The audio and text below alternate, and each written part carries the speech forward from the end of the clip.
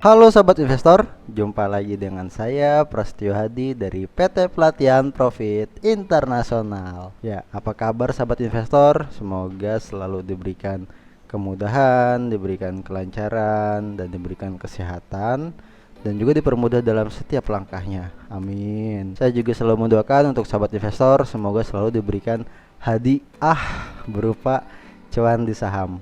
Amin. Ya, pada video kali ini saya akan memberikan informasi ya kepada sahabat investor semua mengenai indikator untuk analisa secara teknikal dengan menggunakan Bollinger Band ya. Bollinger Band ini biasa disingkat BB gitu kan ya. Oke. BB. Ya, BB ini bukan BlackBerry ya, sahabat investor, itu beda lagi ya. Ya, kita udah nggak pakai BB lagi sekarang ya. Makainya semangka. Iya. Ya, BB ini apa namanya, indikator Bollinger Band. Nah, teman-teman semua bisa mendapatkan informasi mengenai Bollinger Band ini pada website kita ya. Sahabat investor semuanya bisa buka website kita dengan di browser www.pelatihanprofitinternational.com.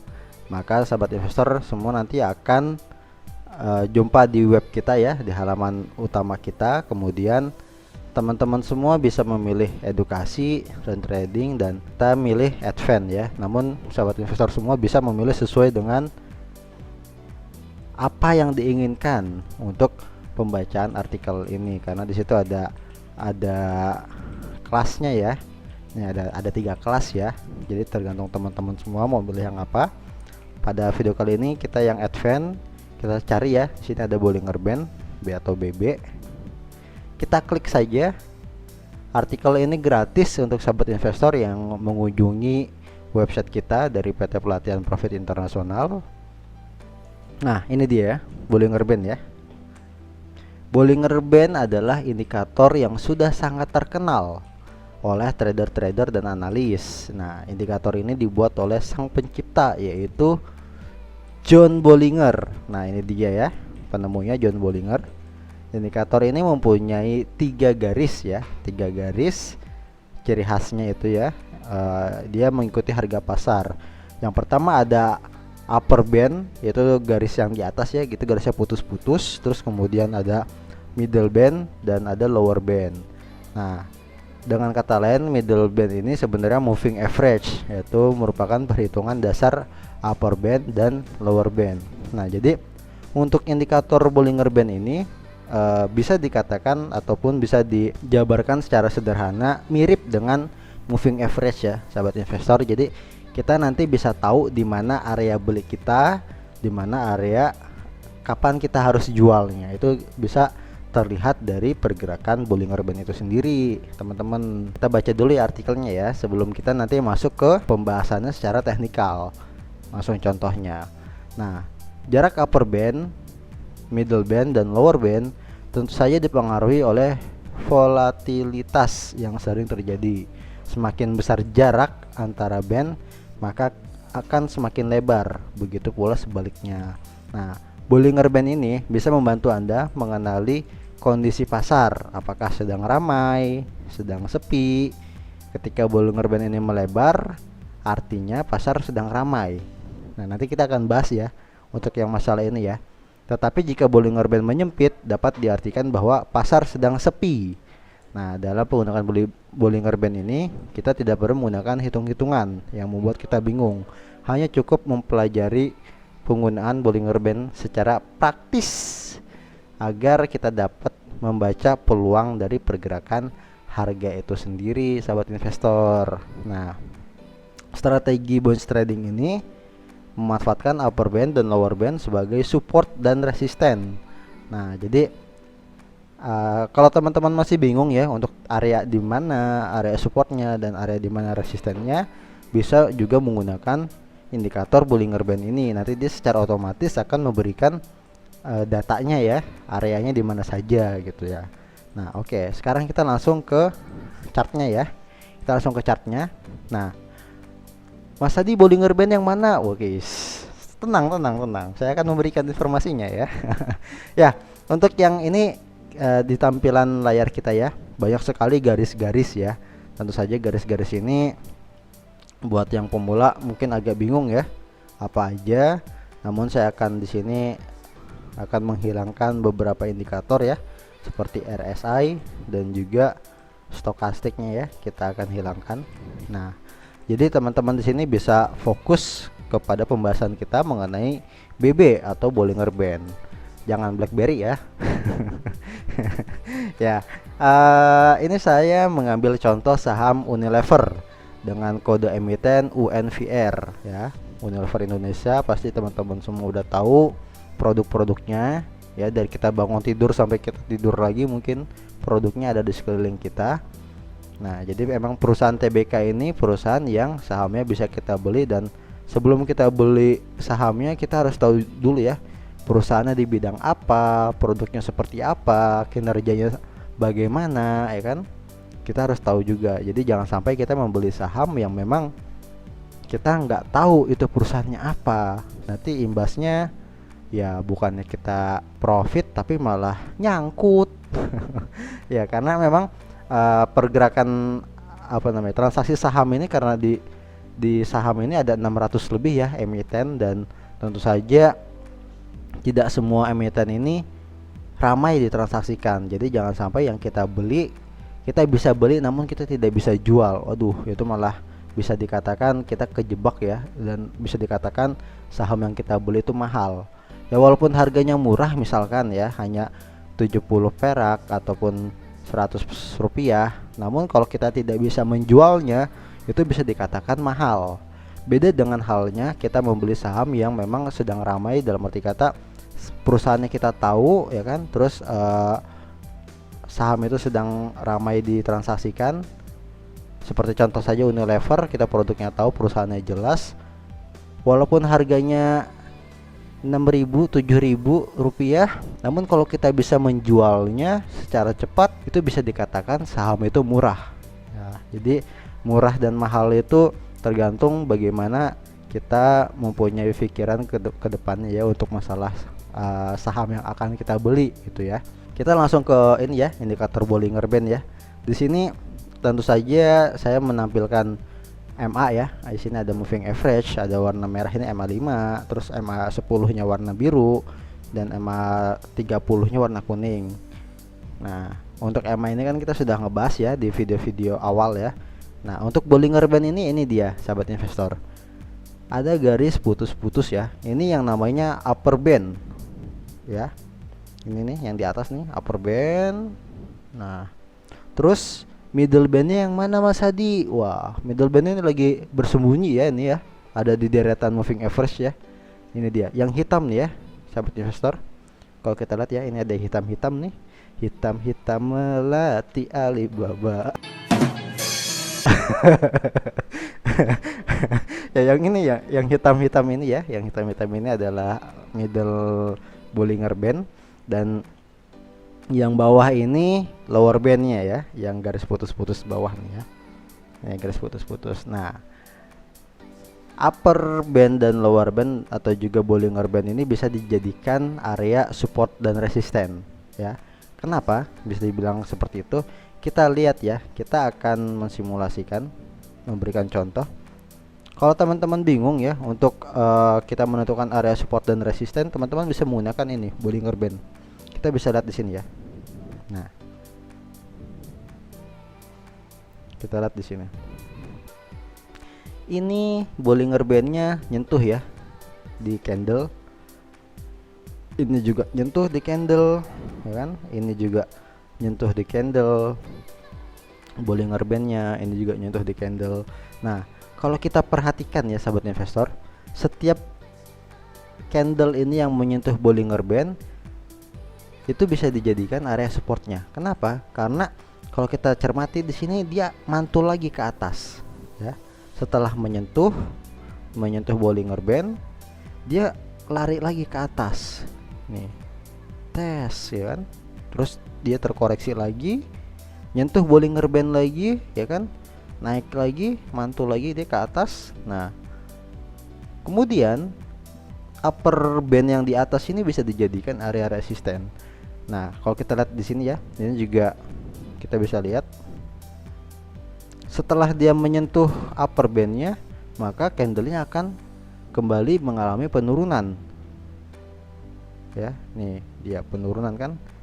Dia akan nyari, tentu saja nyari sentuhan dari lower Bollinger Band. Di mana? Nah, di sini dia, ya kan? Dia tersentuh. Nah, seperti itu ya sahabat investor. Jadi ini bisa dijadikan area support dan resisten untuk Bollinger Band.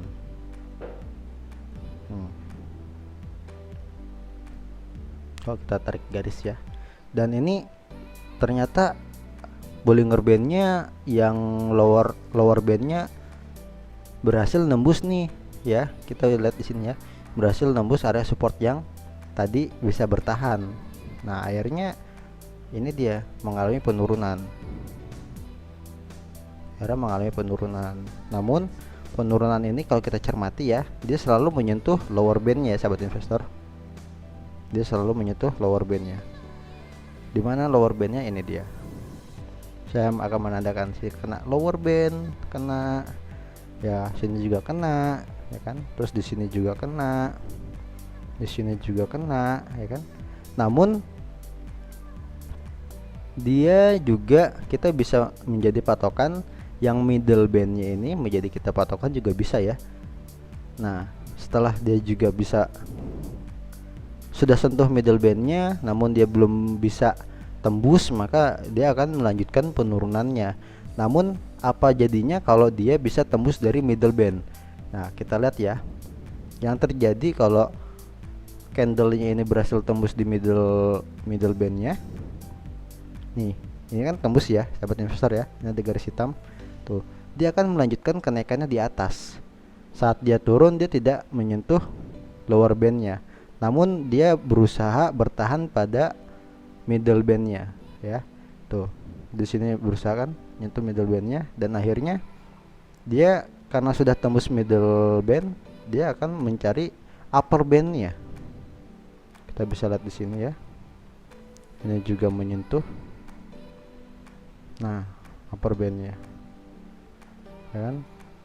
Terus kita lihat lagi di sini, dia gagal bertahan karena ini juga candle bearish ya, gagal bertahan pada middle band, yang akhirnya dia mengalami penurunan. Namun sekali lagi kita lihat, penurunan ini selalu menyentuh pada lower band, dan saat menyentuh dia mengalami pembalikan arah lagi ya kan.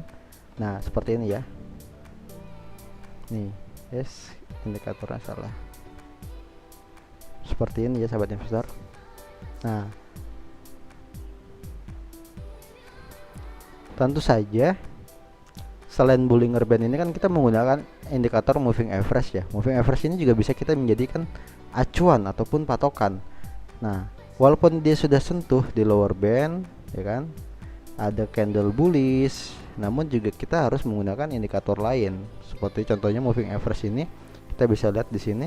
Ini sudah golden cross ya. Ini sudah terjadi golden cross MA5 dan MA10, sehingga dia bisa bertahan di atas middle band ya kan. Dia akan mencari di area upper bandnya juga gitu untuk di area selanjutnya. Nah, tadi kita sudah menyinggung yang masalahnya lebar dari bandnya itu sendiri ya. Nih, ketika Bollinger Band melebar artinya pasar sedang ramai, tetapi jika Bollinger Band menyempit dapat diartikan bahwa pasar sedang sepi. Nah, sekarang kita lihat di simulasi ini. Di Unilever ini kita lihat di sini ya, ini bandnya ini sekarang besar ya sahabat investor. Ini melebar nih. Nah, ini kalau kita lihat tarik garis, ini melebar ya dibandingkan yang lainnya. Ini pendek kan, ini pendek juga ya kan. Ini yang artinya apa? Yang pendek ini lagi sepi ya, lagi sepi pergerakan transaksinya, bisa kita lihat di sini ya. Ini juga sepi kan pergerakannya. Nah, namun setelah ini melebar, kita bisa lihat di sini ada volume yang mengalami penaikan. Ada volume yang mengalami penaikan ya. Yang artinya apa? Bahwa ini ada pergerakan yang memang di luar transaksi wajarnya, sehingga kita bisa lihat di sini ada beberapa hari kemudian di depan ini volumenya juga mengalami penaikan ya. Nah, sehingga ini dia bandnya ini menjadi lebar.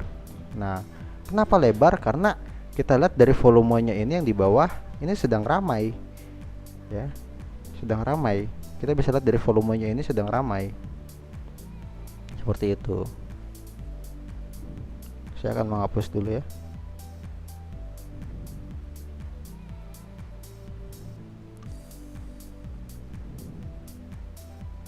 Ini sedang ramai, makanya Bollinger Bandnya dia jadi lebar. Dan di sini kita lihat ya, di sini sudah mengecil lagi ya. Di sini ada tanda-tanda mengecil lagi. Kenapa? Karena kalau kita lihat lagi di sini volumenya sudah volume di bawah transaksi sebelumnya. Makanya di sininya dia sudah mengecil lagi gitu kan. Nah, jadi kurang lebih seperti itu ya untuk pembahasan masalah Bollinger Band. Jadi teman-teman semua bisa memperhatikan untuk Bollinger Band ini kita membeli saat di lower bandnya ya kan. Terus kita perhatikan juga apakah dia berhasil menembus middle band atau tidak. Kalau gagal menembus middle band maka dia akan mencari lower bandnya lagi. Namun bila dia berhasil menembus dari middle band, dia akan berusaha mencari ke upper bandnya.